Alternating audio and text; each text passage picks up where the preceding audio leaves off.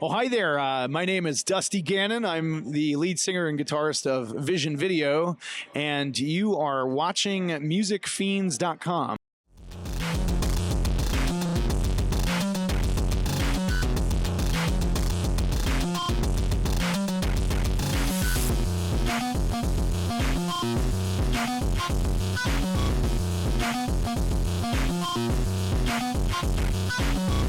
Hello everyone, this is Angela Alameda here with musicfiends.com.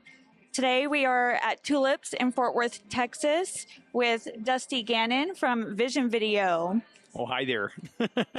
You guys are on tour right now with Aurelio Voltaire. Yeah. How has that been going so far? It's great. I really love Voltaire. I think he's an incredible artist. I've very rarely seen anybody, especially a solo artist, that can command a stage and an audience like he does. I met him at Dragon Con when we played the first time like 3 years ago.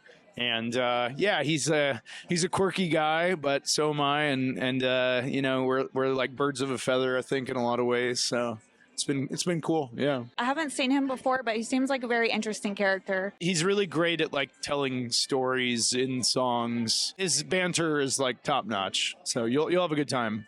That's awesome. I noticed that your tour schedule is pretty extensive. Like y'all are on tour for like 3 months. Yeah. There's very little breaks in between. Was there a specific reason why y'all decided to do that? Or, you know, instead of doing like separate legs? Some of it is like logistics and, you know, budgetary considerations. You know, it's just easier to like book everything all at once and lay on all the hotels and all the travel considerations and things like that. We sort of aggressively tour because it's expensive to tour. It's sort of a paradox because in some ways, like, essentially the only time we make any income as full-time musicians now is on tour. Like, we don't draw any real income otherwise. So we have to tour a lot and we have to play a lot of shows, but it's also paradoxically very expensive to tour, you know, with hotels and fuel and et cetera. Right. You know, we don't take a lot of time off. But I think that there's also like a tightness with the performance that you really gain after being on the road for like a couple weeks. Like, we have a bunch of new music coming out later this fall, so we're also just trying to like get it out and let it breathe air. As a full-time musician, like trying to grow your band and get it out there, there's no better way than to just go out and put on great shows. Some of it's like strategic, I guess, and then some of it's just like because we just love touring. You know, it's my favorite thing to do now is to be out on the road and connect with people about the music and just go to new places. And I'm a big traveler, so it just sort of it hits a lot of fulfillment notches in my life. You know, You always wear a lot of makeup for Yeah. your shows.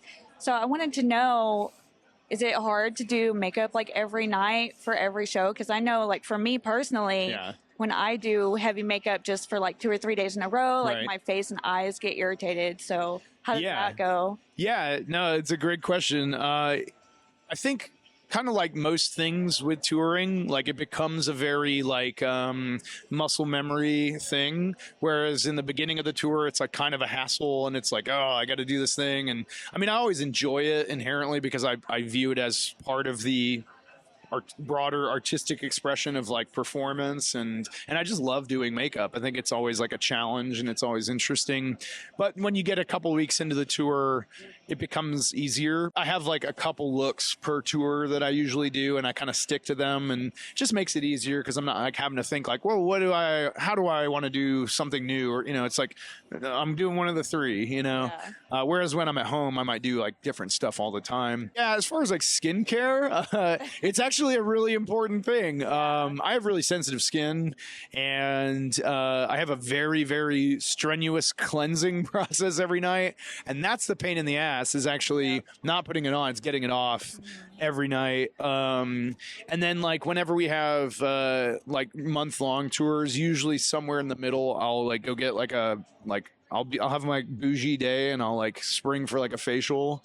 And just get that like really deep cleanse. If I don't do that, my skin will break out really badly, and it just, it's just like you got to take care of it. It's just like it's the integumentary system is the largest organ of the human body, if you remember high school biology. So I just try to take care of it, just like you take care of your voice, your muscles, because that's the thing that you realize being on these longer tours is like if you're not taking care of your whole self, you can risk like having issues with the show, and that's like not fair to the people that come out to see you. So yeah, I do a lot of deep cleansing and moisturizing and things that I don't want to do at 2:30 in the morning when I'm at a hotel. So it's definitely hard. Like I always have to make myself take off my makeup after a show instead of just crawling into bed. Yes. Yeah. Oh man. Absolutely.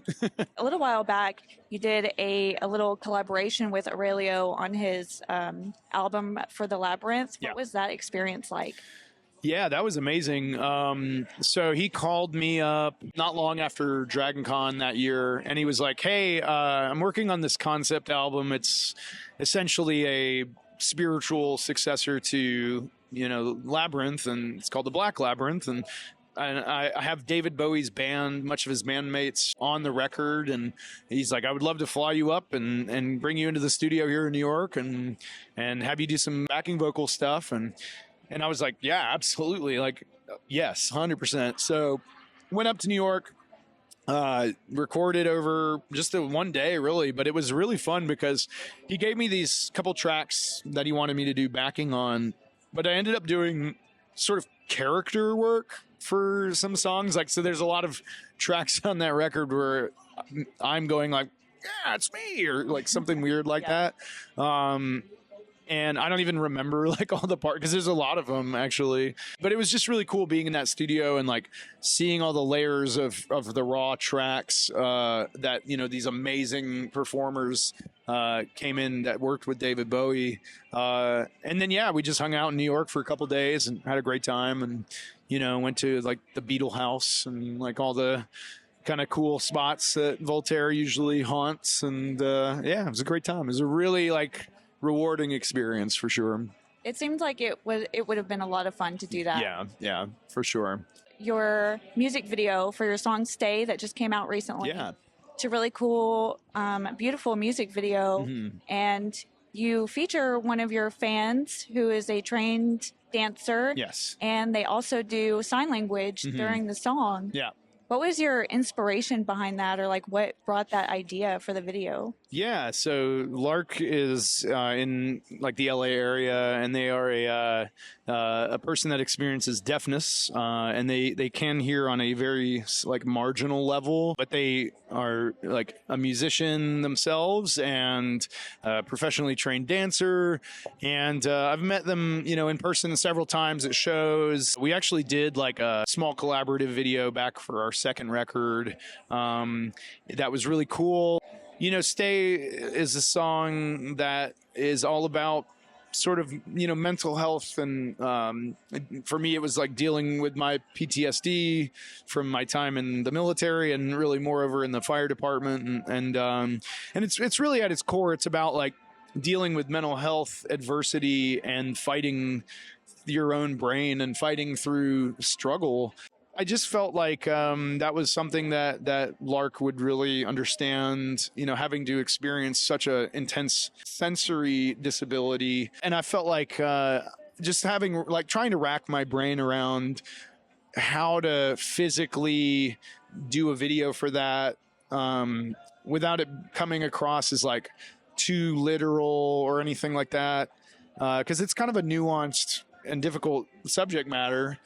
So anyway, I was like, hey, what do you think about doing an ASL interpretive dance? Because they had done one similarly with another song. They were super into it. And yeah, Lark just nailed it. And originally we were going to like splice in performance footage with us playing the song and all this. But I think that it just spoke for itself in such a beautiful way that just really captured the essence of the song. So we essentially made no edits whatsoever and just put it out. So that was a really amazing experience. The choreography is really beautiful. Did Lark come up with all of the choreography Yes. herself? Yeah. Very cool. Yeah, they had a camera crew help film it, but other than that, they did all the essentials to the choreo and the sort of framing and everything. So, and I love that you were able to work with a fan that way and let them be part of the experience. I'm sure that really meant a lot to them. Yeah. And, I think there's certain people sort of transcend just that fan artist relationship. And I look at Lark as a sort of a peer in the music world and as a, another artist that is making really interesting art, both in the dance realm and also musically. They have a really cool act called Spiral Teeth, I believe it's called. And it's really fascinating and unique. It's really cool. Now, I think you had mentioned that there's more new music coming.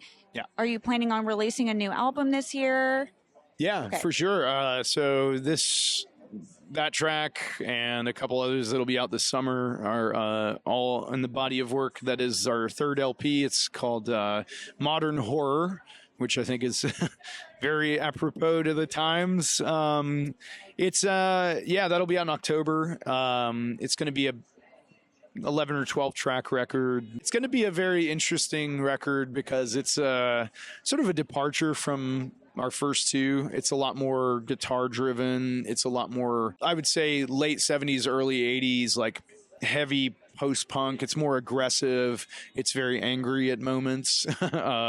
It's a pretty political record in a lot of ways. I'm really excited about it, though. We've been working with this guy in Atlanta named Ben Allen. He's a producer that owns Maze Studios, and his discography is just fascinating. He started working in the late 90s with huge hip hop artists like Notorious B.I.G. and Mace and all these guys. And then he went to sort of the pop world for a while and worked with Christina Aguilera and all these really huge pop artists. Won a Grammy working with, I believe, Gnarls Barkley, did that song Crazy. He did the production on that. But anyway, he kind of went back to his love, I think, with kind of bizarre indie stuff and punky and post-punk stuff. So when he kind of heard about what we were doing and we approached him about it, he was really on board, and it's been unbelievable working with him, being in the studio with him, just the production is so different from our first two records, and I love those records, but I'm very interested to see what it all comes out to sound like, because we're about halfway done with it. We're finishing it up in July, and it'll be out in October.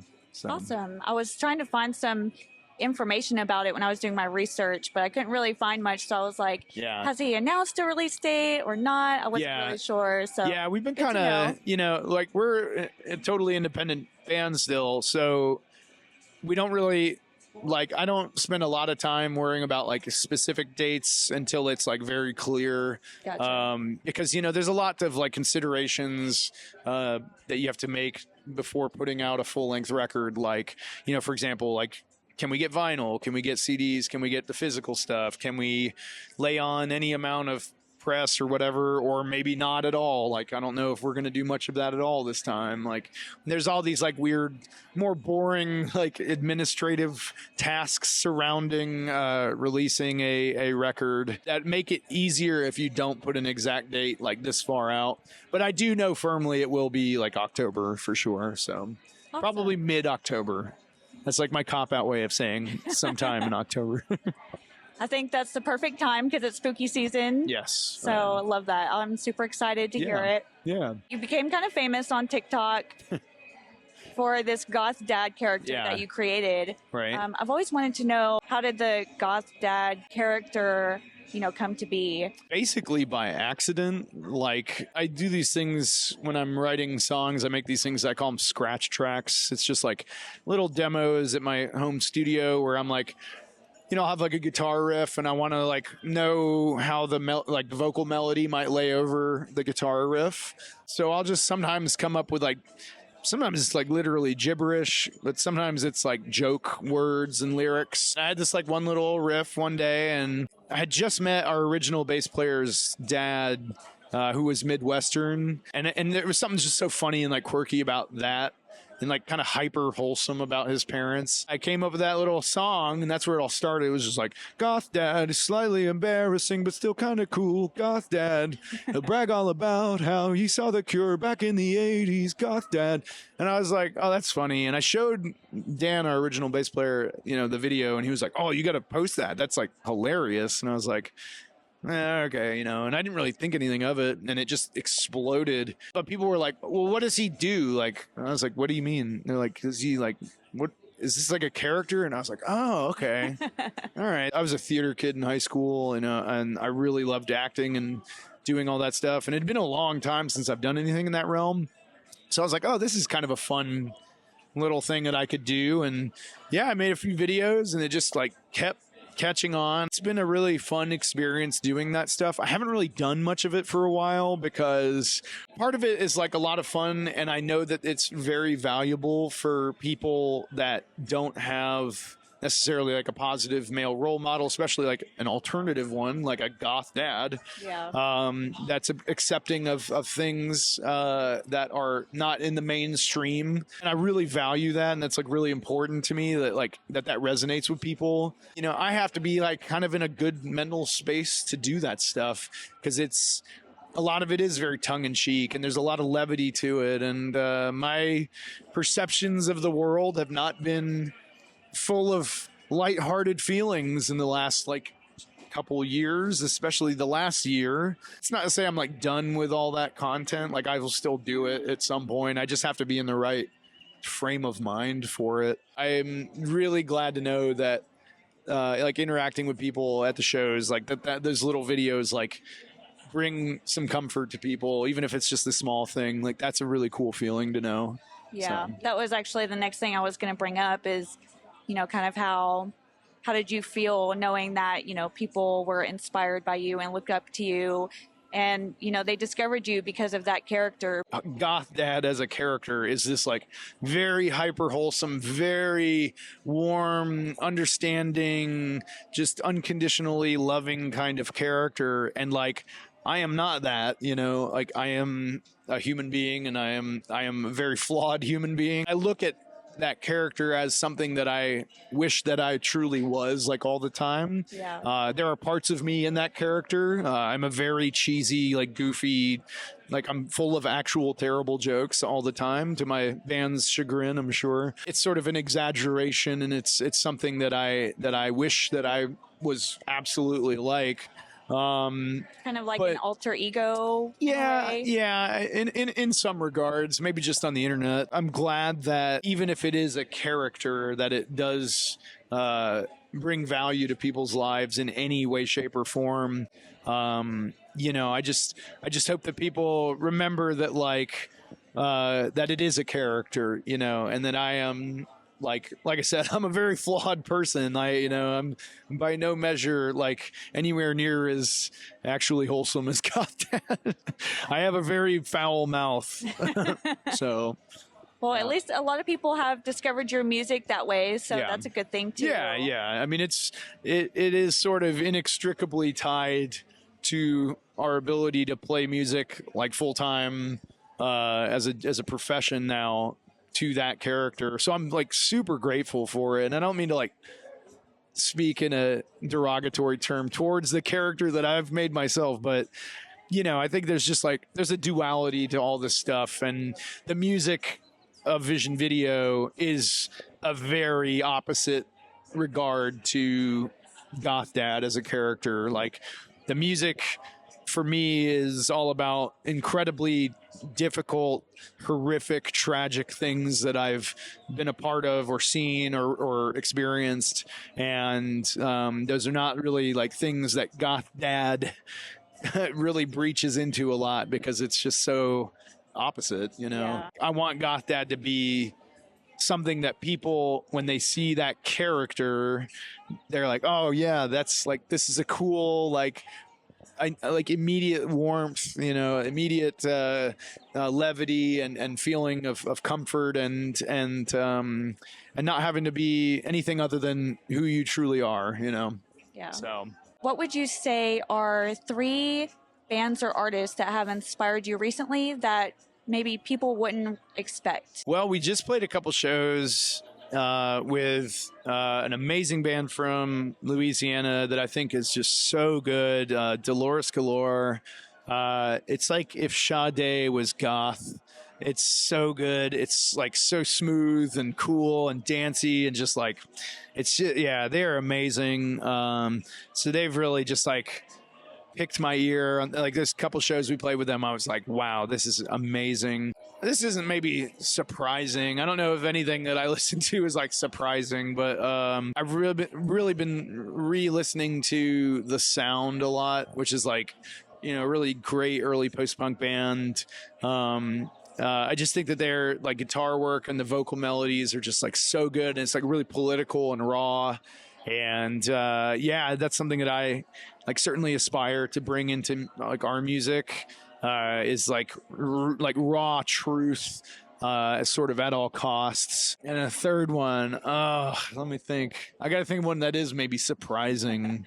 My second favorite genre outside of like goth and post-punk at large is like Motown and soul, specifically because of the vocals and lyrics are just so beautiful, and the melodies vocally that they made are just so cool. And it's just like one of those times in music where I think there was so much honesty and heartbreak, and but it was all like so catchy and so good. Guys like Sam Cooke and Smokey Robinson, like all that stuff is just so wonderful to me. And I try to like study those vocal melodies and harmonies and stuff like that they do, and find a way to bring that into our world in some ways. And yeah, it's a lot of fun. Thank you so much for talking with us today. Yeah, of course. I really enjoyed it. Is there anything else you would like to throw out there before we end? No, I mean, yeah, we're on tour till I guess the 4th of July. So if you're on the West Coast, take a look at that. And we'll be touring Europe and the UK in November and December. We actually have some August dates on the East Coast as well in support of the Chameleons, and then some on our own. And then all the dates in the UK and in December, those are pretty much all but a few of them are in support of the Chameleons, which is like my favorite band of all time. So that's amazing. The record's out in October. Our next single will be out July 10th. And that's called Balaclava Kiss. It's a very political song. Yeah, it's there's a lot of cool stuff coming. So this will be like a really fun year for us. I'm excited. Awesome. And do you want to shout out your social media? Yeah, everything is just Vision Video Band at, whatever. Like, so TikTok, Instagram, all that stuff. So. All right. Yeah. Thank you guys so much for tuning in to musicfiends.com. And we will see you all next time. Bye. This next song is called Balaclava Kiss.